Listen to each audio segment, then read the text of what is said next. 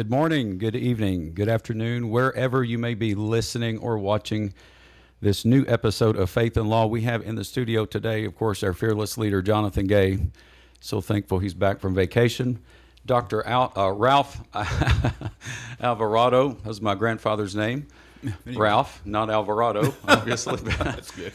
And his campaign guru, Andy Westbury. Andy. That's my boy's name also. Andy, good to have you in the studio. My Andy is also here. And we are excited about this episode, as we are all of them. We have so many great guests and cover so much great content. Met Dr. Alvarado in 2019 at a governor's prayer breakfast, and Jonathan met him back 10 years ago. 2016 at the RNC convention. My son was a page, and I got to take my son and be a fly on the wall, and got to see Dr. Alvarado give the keynote address there on, was it the third or fourth night? Third night. Yeah, that was it was a really it's a really cool experience. But yeah, it was a rush. 50,000 people in kind of Oracle Arena in Cleveland, and a lot of people watching at home, but a lot of fun. That's great. Very good. Very good. Jonathan, you gave us a few bullet points just to keep us all on track, which I think is a good thing. And one of the things that you deal with, I'm sure, primarily is addiction and the results of addiction and the crimes involved. Why don't you take that and you and Dr. Alvarado discuss it? And Absolutely, and I'm sure it will not come as a surprise to Dr. Alvarado with your career that it's the single biggest issue we face is addiction and crimes related to it, and we always struggle between how do we get someone well versus how do we just have to incarcerate somebody, and it's a conversation I was having earlier today. So just love to get your perspective on that. I know you've dabbled in that in a lot of different ways over the years. Yeah, it's the good news right now, I'll start with the good news first, is that we've seen a major reduction in overdose deaths right now in the state of Kentucky, which is remarkable. We're at the best level we've been in a long time. And people wonder why that is. Part of that is we've got a lot of the reversal medicines like Narcan that's been made available to people. A lot of it's also the White House policy. They've really shut down.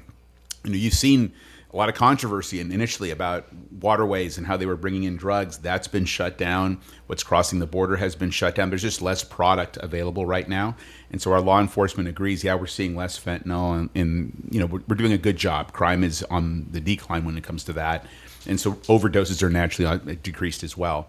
As a doctor, I've been practicing now for 30 years. And when I first started, there wasn't a lot of education on this. We knew people had addictions and they could suffer with substance use disorders. But the mentality more or less was, hey, if you're doing it, you need to stop. You need to go get some help. Like, it was almost like you put the onus on the individual, and there is some personal responsibility for that. But the doctor's mentality was just like, almost like, what are you doing? Like, just stop, and you'll get better.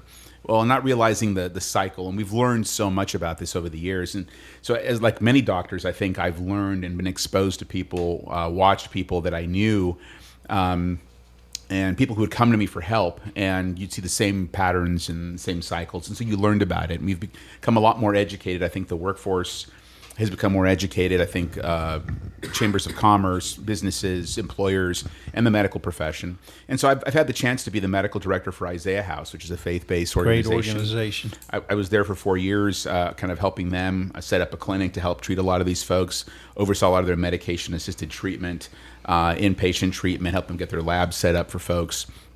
You saw a lot of really tremendous success stories. And the founder of that, Mark LaPalme, man of faith, who just wanted to have a place that was clean, that was reliable, that was honest, that would provide folks the opportunity to get sober, and then how to get them mainstreamed back into work. So there's been a lot of neat things. I was also the head of the Substance Use Recovery Task Force in the state Senate in Kentucky when I was in the legislature, and we got to hear so much testimony and provided a lot of recommendations, and then followed through with laws to make it easier for employers to take a chance on bringing somebody to get them back into recovery. So if you're taking someone who's newly sober, that you're not going to be held to a different standard and having, negligent hiring, I think is what the term was. You give them 2 years of a window to say, hey, you're going to be protected so you can hire some of these folks and get them back into the workforce. So it's been neat. And we know that substance use affects everybody, wealthy, poor, people in church, out of church. I mean, it's it's sad. I think a lot of programs like Celebrate Recovery, that, I mean, our church has put that in a place that's been tremendous, and you see folks that go through that. And I mean, let's face it, the steps of Celebrate Recovery is true for any sin in our lives of any type, whether it's addiction or not. I mean, if you have struggles with anything, it's going to help you work through that and put Christ as the focus for recovery. But really, as a legislator, so much work that's been done. As a doctor, I've been involved in helping people. Casey's Law, and there's a ministry called Spark Ministries over in Powell County. Janelle Brewer and I have gotten to know each other. She has a hard time finding doctors willing to fill out the forms for a Casey's Law evaluation. So a lot of times on Sunday afternoons, I'll either go to the jail where there's someone housed right now to kind of fill out the form for them, or if they're out and they just have had a form filled against them, I go to Ark of Mercy Church there in Winchester, and we'll often see them in the pastor's office and see this person and fill out the forms for them. 80% of those people are happy. They're scared to death. They know they're going to die if they don't do something. 20% are upset and they want to fight it a bit. And then after they go through the program, they look back and say, I wasn't in the right frame of mind. I'm glad someone intervened and tried to get me better. And sometimes incarceration, we view that as a negative thing. But for a lot of these people, it's what saves their lives. It interrupts the cycle and keeps them from potentially having an overdose and killing themselves. And so we look at it in a different way, I think. Is not so much, yes, it can be a mark on your record, but it's also an opportunity to break the cycle and get you into the help that you need and get you protected from yourself. Yeah. Thank you for that answer. And we actually had, we profiled on our Facebook page Kevin Horn not too long ago. And I love what he's doing with Isaiah's House and just doing great stuff. So you're right, great organization. We, through our court system, send a lot of folks to treatment at Isaiah's House. Yeah, Kevin's a great guy. He's had his own journey, right? Yep. I mean, all these guys, and I remind people that have gone through this, I said, when I see them in this Casey's Law evaluations, I tell them, I said, do you have kids? Yeah. Do you want your kids to do this? No, they're watching you. Your kids are watching you. They see what you're doing. And we often know that, your children will repeat the sins of their parents, and sometimes increasingly so, generation after generation. We see biblical examples of that many times of, that if you're a father, that your children are watching you, they'll repeat your sins. And so most of those folks don't want that. I go, well, then you need to stop it. Let's break it. And not to mention that if you come out of this on the back end of this and you're washed clean from all this, you're the one who can help other people that are struggling. You'll have more credibility than I will. Thank God I haven't gone through this struggle, but if you've gone through it, others will look to you, and you know what the defenses are going to say, what they're going to say to try to get around things. You can help other people tremendously. So I try to plant that seed early on too. Take a mess and turn it into a message. That's it. Yep. I doubt that there's any statistics out there. Maybe there are. The people that go through faith-based programs versus not faith-based or secular programs for recovery. I know ultimately the goal is recovery, but do we have any background or any stats that would indicate which seems to be more successful? Or I don't know those off the top of my head. I know that Isaiah House is like 85%. I mean, it's really, really high. I mean, enough that you had Senators Paul and McConnell have visited. I mean, they've actually touted a lot of their success rates nationally as examples of models we can follow to help improve with that. I mean, there's other programs. There's one called Stable Recovery, which Taylor Made Farms over in Jessamine County. Frank Taylor, they're well known for horses. They've done very well with that. He had a member of his family who passed away because of this issue, and he's dedicated kind of a program of getting young men or women, for that matter, who are in prison, perhaps substance use issues, and they bring them over to their farms. And horses provide a kind of a therapy for people in lots of ways, but it gets these young men connected to that, gives them purpose. They put them on a very strict regimen. They inject faith into their life, God into their life. They form a kind of a team, and these guys stay sober, and their success rates are. But again, it's all a excuse me, a faith-based kind of a grouping that they have there, and the success rates are something similar. 85+% of these guys come out, and then they stay employed, and you have other horse farms saying, hey, do you have any guys? We'd love to have them come over, and they help them run their programs. Awesome. So it's really neat. You have lots of different programs that are out there, but I want to say those I know for a fact are very high. I don't know how they compare to others, but I would imagine that they're going to be the highest you're going to see out there, is because I think a lot of the motivations there are, it's faith in putting Christ in your life and that being the focus. We know that's the answer for so many of the addictions, and ones that are legal and illegal both. Right. So Sure, very good. Yeah. Our last episode, we had Dr. Sims on, and she spoke very rather deep on this subject about crimes against kids, and I know Jonathan has to deal with many cases, unfortunately, with that. And I'm sure that you've seen it. I think you said you've been practicing medicine for 30 years. Yeah. Mm-hmm. I'm sure you've seen your fair share and dealt with that in a clinical setting. Let's expound upon that. Give us. Yeah, I'm a board certified pediatrician. Now, I haven't done as much pediatrics in the last 10 years just because I've been kind of gotten out of clinic medicine. I'm doing long-term care, skilled nursing work with nursing homes. But a lot of very vivid cases from my training at UK, when you'd see, I could tell you a lot of graphic stories, and I won't go into it, but things that you can't make up, I can't imagine, right? And I can have a pretty vivid imagination, and then you hear what comes out of that child's mouth as a 4 or 5-year-old, and they don't tell you, but they might tell someone else. Parents, a member of the family involved, not necessarily the parents, but the look on a father's face when he hears that for the first time of somebody doing something to his son, the loss of color in that father's face, the immediate. He quickly ran out of the ER to his truck where he got tackled by police officers. We're gonna, hold you up because he's gonna go do something he's gonna regret, and saying, I'll just go home and get my hatchet. I'll take care of this right now. And understanding that would be your gut reaction. So it's always, the stories are horrific. There's no punishment severe enough, at least in our world. It's often you have to have God's love to be able to forgive somebody to do those kinds of things, because it's hard to do that.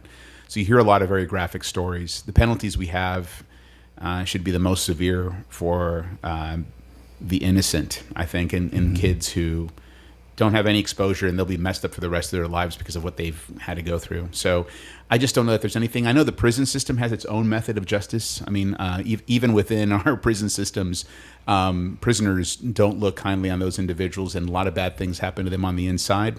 But it's one of those things we have to throw as hard of a book as we can at some of these folks. It's just, again, I just think of personal stories. I've had to testify in court just on medical findings and try to keep a very professional demeanor, and it's hard to do that even when you see it, because if you have your own children, for me it's unfathomable. I don't understand it, and I don't understand how people can get in that frame of mind. I mean, so I don't get it, and that's the best way I can put it. I have no words for it. I just know we need to have as severe penalties as possible and throw the book at those folks as hard as we can, and no punishment is ever really hard enough. It's what it seems like. I think sometimes we have stiffer penalties for animal cruelty than we have for things against our kids, and that's inexcusable. Agreed. Yeah. Agreed. Jonathan? Yeah, those are tough cases, and what we found over the years is you have a child will disclose, and then after the child discloses, they want to stop talking about it, and it makes our jobs really difficult because we need that child to talk about it. We need that child to stand up in front of a courtroom or sit down in front of a courtroom and ultimately tell what happened to them, tell the most embarrassing, humiliating thing that probably has ever that will ever occur to them, to a courtroom full of strangers. Yeah. And so those are really difficult cases. I think that our penalties are really high on those, and I know, having worked with that every day, that we've got good penalties, but the challenge is always, how do you get that child to testify? Because at the end of the day, it's a he said, she said. And one of the things that I've been disappointed with over the years, trying cases, we tried a couple of them in Mason County, and juries willing to look past what the child says, or juries willing to sometimes marginalize the children. Usually you don't have a child like my child or your child that becomes the victim of these kinds of crimes. Usually it's a child that comes from a rough upbringing, a child that's vulnerable to start with. And so I've seen juries look past what the children say and judge the child as opposed to the criminal. So they are tough cases to try and tough cases to get convictions on. And that's true. I mean, this one case I can think of in the ER. I remember asking the child anything. No, nothing to me. And it was a social worker, a woman social worker who came in, and he opened up to her and told the story. But I kept thinking he's gonna have to now go in front of a jury, have to repeat this story multiple times. And if it isn't 100% the same, it's is he making it up? And it's going to be a lot of that stuff that you hear about. So yeah, it's very difficult in getting kids to do that. So when you hear it the first time as a medical provider, you document it as detailed as you can, because then you can go back to your notes and that becomes the record that you have to refer to and you can kind of talk about those things. But it's really difficult. I remember I had a good friend who's now a physician who confided in me during training that he was 10 years old when he was abused by someone, and he went and told his father. And his father, he says, because I asked him, I mentioned this kind of the situation, and he's also got involved in pediatric world, and I said, how did you handle that? He says, yeah, my dad gave me the choice. He says he empowered me as a 10-year-old and said, what do you want me to do? And his dad asked him, you want me to go kill the guy? I'll go kill the guy. You want me to call the police? I'll call the police. Do you want me to do this? And he says, no, I didn't want my dad to get in trouble. I said, I want you to call the police. Okay. And so, but he gave his son the power. Now, it's different when you're a 10-year-old versus a 5-year-old, right? A 4-year-old. But at that age, his dad, he let him control the situation. And we've passed laws in the state legislature when it comes to domestic violence for women, for example, who sometimes would come into the medical office and recount they're in trouble, they're at risk, they're in danger. The law used to require me to turn the information over to the authorities, and then they would have to come in. And when they would come in, she would deny it all, knowing that if I say something, I'm at risk, the person's going to hurt me or hurt my children, and I don't want to. And they would just say, no, there's not a problem at all. And they would often kind of go back on their shell, thinking I can trust the doctor. They won't say anything, but the law required me to turn that information over. We changed the law to give that power to the actual victim, so that they could then say, here's all the information. Whenever you are ready, we're ready to help you. And then they often will process it themselves, and they can get to the point where they can open up about it. So I don't know if there's a good medium for children, because they're kids have to be protected. But it's, I haven't forgotten a lot of those stories. Just so many things that you hear and you see. And again, in your line of work, you're going to see a lot of people also that you can see images and things that you can't. I mean, I've talked to guys who it messes with your mind. You see enough of that stuff after a while too, that it's hard. It's just this graphic stuff that you can't get out of your head, and it's forms scars in your mind. Yep. And I know a lot of the laws on the books is state regulated or state laws. Is there anything federal that, I'm sure there is to some degree, but you're running for the 6th Congressional District? Yeah. So there's federal laws obviously too. Yeah. So it just depends on which way things get prosecuted and charged. And Jonathan probably could speak more as to how that whole process works and which courts they go to. But there's always federal laws that will apply to things too. Depends on the jurisdiction of where that lines up. But again, whatever we have is just not strict enough. I really think I just keep thinking, is there a penalty? It's as serious of a crime as you can get, because it's not. You affect a child who's young, 4 or 5 years of age, and they're going to carry that for the rest of their life. Okay, I can do this and just stifle it. That will affect them from here on out. Yeah. Yeah, and I would say the thing that we see with the federal system is the federal system tends to be inclined towards the pornographic aspect of it. So we have some cases that we've seen over the years where you have both the assault as well as the capturing, the recording of the assault. And so we can sometimes get those in the federal system and get those cases actually prosecuted more heavily than we can in state court. Anytime we can do that, we try to do that. Very good. Jonathan, you brought up a good point right before we started recording that you wanted Dr. Alvarado to discuss, and that's illegal immigration. That's been a hot button topic for many years. It is, absolutely, and it's a topic that we deal with here in the 19th Circuit, and we deal with it particularly in Mason County. And so we actually reported for deportation a gentleman last year, and got a lot of criticism in the community, which surprised me because he was guilty of a sex crime. He was convicted of attempted sexual abuse, 2 counts.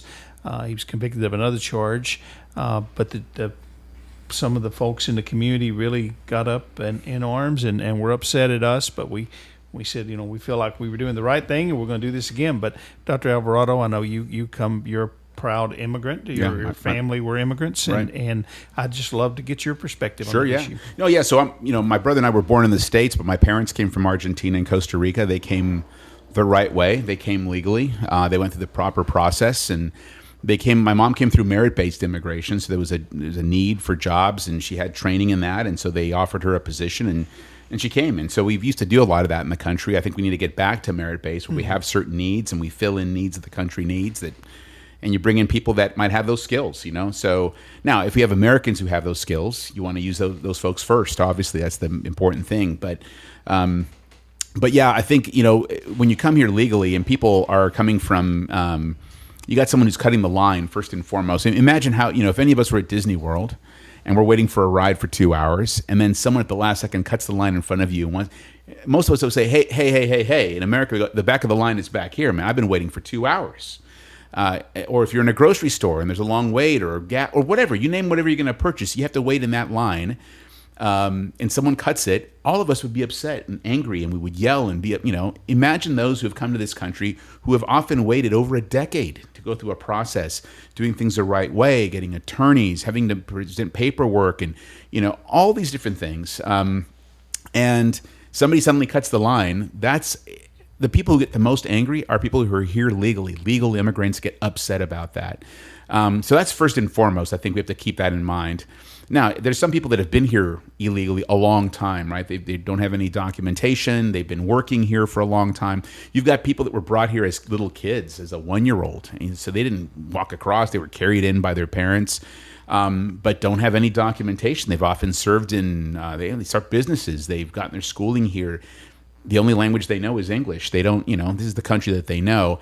A lot of those folks are kind of caught in limbo, and there's been some talk about how do we handle those things. But because if you deport that person, they're not really, they're more American than anything. But you've got a lot of folks that if you've come into the country illegally, and then you come in here to commit crimes and violent crimes to boot, a sex crime or robbery or theft or even a DUI, which can be considered a violent crime. You're putting someone's life at risk. Those are folks that don't need to be here. They have to. You're coming in to commit crimes. You need to go. You need to be deported. And I find it astonishing that people want to protect that. It doesn't make any sense to me that people choose to come to this country. One of the main reasons immigrants come here is for our law and order. This is a country of laws. You go to another country and you have a badge. That guy might be corrupt or not, because give me a bribe, I'll look the other way, or I have a gun and you don't because you don't have that ability, and I'll just do whatever I want to you. That's pretty common in Southeast Asia, Latin America, Africa, a lot of parts of the world. You come here, you can, for the most part, trust people that are in law enforcement. You can trust the government. I know people right now are having a lot of distrust of it, but compared to other countries, we have a lot more law and order, and there's structure, and people can follow those rules. They come for that. And they appreciate that. So when there's people that are coming in and wanting to violate it, and we want to violate our own rules, that makes legal immigrants upset. So I think if you've come into the country illegally and you've committed a crime, you need to go. There's just I don't have any meaning, if you're coming in to do that, that just is, again, unfathomable for me. Now, the system it's not working well. It's broken. We have to reform our immigration system. I think it takes a really, really long time for us to get people that we want in the country here. And we've talked about that. I've had a chance when President Trump ran in 2016, I was part of his Hispanic Advisory Council. And this is a topic of discussion that we had for him was, you want to put up a wall? Great. No problem with the wall. But put a big gate on the wall. The First Lady's an immigrant to this country. And let's talk about how we make it easier for the people we want to come in here. I think what happens is a lot of times you get congressmen and people who want credit for the bill. And so someone will file a bill and you'll get bipartisan support, and someone will put an amendment for amnesty where everybody just gets to come in, and that kills the bill. And so you have to, I think there's been proposals that everyone's worried about who gets credit for it. If you don't worry about that, we'll fix the problem. But it's been, gosh, I think since George Bush Sr. was the last time we had any kind of an attempt at this. It's been over 40 years now. So it's we got to do something to fix the system, to make sure the system is tighter, and that we can make it more efficient for people who want to come into the country the right way. But if you're in this country illegally and you're committing crimes, I'm sorry, I get upset about that. My parents did things the right way, and I think about how many friends that I've known of. We were just in D.C. recently. I had a cab driver we ran into who was from Ethiopia. He'd been here since 1984, 4 children in this country. You'd think this guy was a far right winger the way he was talking. And he was a cab driver in D.C., an older gentleman. If you don't like things here, you can get out. You can get the blank out, as he was saying, referring to people who are immigrants, people who are American citizens. We are a country of laws, and he was very adamant about that. He was insulted by how some of the immigrants that come to this country come and then tarnish it and trash it and saying, this isn't fair, that isn't fair. I mean, his response was pretty bluntly, they can go back to wherever they came from. But I've been here 42 years. I came here when Ronald Reagan was president, and this is the best country on earth. Yeah.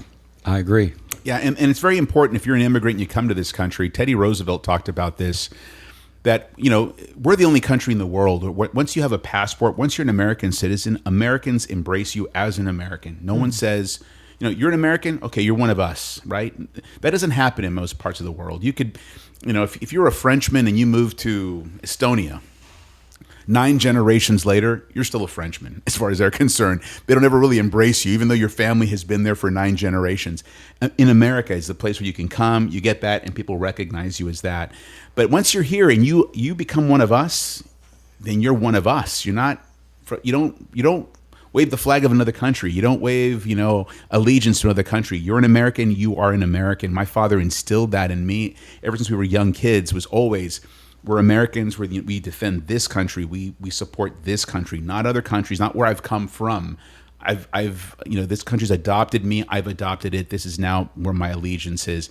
Very important for that. And it always bothers me when people seem to have more allegiance to where they've come from. You can have a culture and that's all fine and dandy, but your allegiance needs to be in the United States of America. And that's just very important for all of us to remember that. Ronald Reagan famously said, if we lose freedom here, there's no place to escape to. This is the last stand on earth. That's true.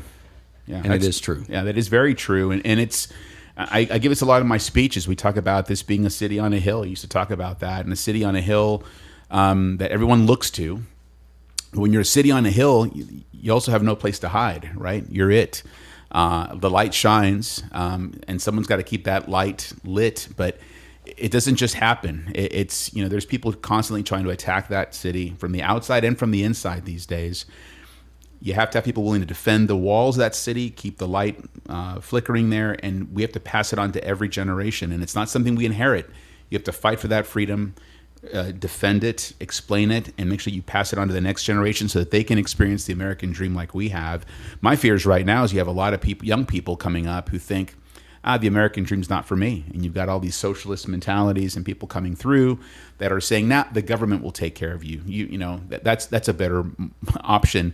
And I've got friends who were from Venezuela or from Cuba who said, that's how it started in our countries. What are we doing? Let's not let that happen here. So we got to work at it. It's not easy. It's not like, hey, I mowed the lawn once and it'll stay mowed. No, you have to keep mowing it and keep manicuring it and keep it looking nice. Otherwise, it gets unruly and it becomes something else. And that's the reality of what America is. We have to keep every generation, remind them of where we started, what's attainable, and what's the opportunity with the freedoms that we have in this country. And I think it's needed to be pointed out that you and your family did not just come here, but you contributed so much. If I recall what you said before we started recording, your dad enlisted. Well, he tried to. Okay. He tried to. He had, when he was in 1919, my dad was born in 1919. He wanted to fight in World War II. And so he had sent several letters to President Roosevelt asking, please let me come. I want to go fight, is what he wanted to go do. And they sent him 3 rejection letters. The 4th one, okay, here's your plane ticket. You're going to show up. We're going to swear you in, send you to boot camp and off to the front lines. And he was really excited about that. Now, most of us would be scared to death, but when you're in your 20s, that's, you think, ideas of grandeur of what war is like. But his mother got sick, and he missed the flight and she wound up dying from her illness. And he always thought, that was my chance to be an American, is what he always thought. And he missed that opportunity. So he never got to enlist or fight. He wound up coming later in his 40s. He was 44 when he came to the country. A friend that he made who was an American, and the guy said, "Hey, I'm coming back. I'm willing to sponsor you." And so my dad came, and that, he kind of just. And after that, when I turned 18, he made sure that we woke up that morning. We went to the post office. You're putting your name in the hopper. If your country calls you, you're going to answer the call. That's what I got to do on my birthday when I turned 18, because he just remembered that if you get drafted, you're going to go answer the call. And he was always very, very big on that. That's awesome. Yeah. So, the 6th Congressional District covers all or part of 16 counties, if I That's right. have that number correct. Pretty big area of Kentucky. Yeah. And the closest that you get here, where you come into the 19th in Fleming County. Yeah, Fleming County is one of the 3 counties in the 19th Circuit, and Yep. that's one that you represent. Yeah. Fleming, we go as far north as we have Bath and Nicholas, and we have Scott and Bourbon. That's kind of the northern border of the district, And Woodford, I think, has a little bit of the border on the western tip of it. And I think this podcast reaches beyond just our 19th Circuit. So I hope that you've answered a lot of questions for folks that may be wanting to know more about you. I certainly appreciate your contribution to our state. Thanks. And hopefully sooner on a greater scale in Washington. If I could vote for you, I would. I appreciate that.